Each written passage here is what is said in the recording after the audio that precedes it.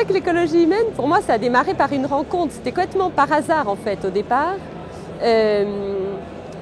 Quand Pierre-Yves, Gilles et Tugdual se sont retrouvés pour rédiger une première tribune en mars 2013, moi, je traînais par là, dans un couloir des bureaux. Ils m'ont attrapé par le col. Ils m'ont dit, tu veux pas relire notre papier, là ? Et quand je repense à ça, je me dis, et ça a été mon premier pas dans l'écologie humaine. Ça a été d'être attrapé un peu par hasard dans un couloir pour relire un papier que d'autres avaient écrit. Et à partir de là, le courant a bien passé entre nous quatre, en fait. Et puis, tout à coup, le papier, c'est devenu un premier événement de lancement à organiser. Et donc, ça a été ce fameux 22 juin 2013, où on a ouvert un nouveau site internet qu'on a appelé Écologie humaine. On a posté ça, on a dit on organise un événement le 22 juin, venez le cofonder avec nous. On ne savait pas très bien, il y a eu 500 personnes de 43 départements français. Donc, en fait, si je relis les choses, si j'essaie de les relier comme ça et de les relire, je me dis que ça a été... Je me suis trouvée à chaque fois à des moments que je n'avais pas prévus, que je n'avais pas choisis.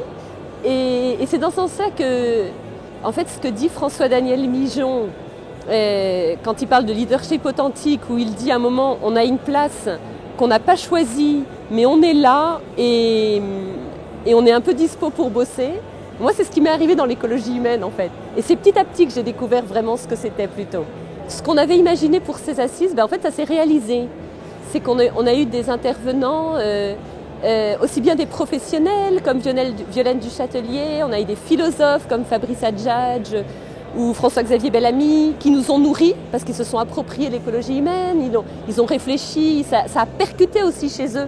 Ils nous ont apporté des très belles choses pour le chemin qu'on a à parcourir maintenant. Et puis après, ce qui me réjouit aussi, c'est qu'on avait imaginé de faire travailler les personnes en atelier autour d'un thème qui leur tient à cœur.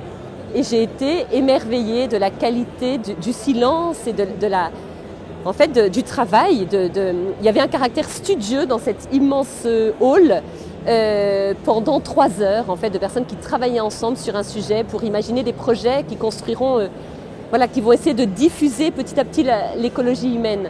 Ce qui m'a plu aussi, c'est qu'on a été on a atterri. Notre titre était ambitieux, la révolution de la bienveillance. Et on voit bien qu'on n'a pas parlé des étoiles, on n'a pas parlé de réalités qui nous dépassent complètement pendant ces 2 jours.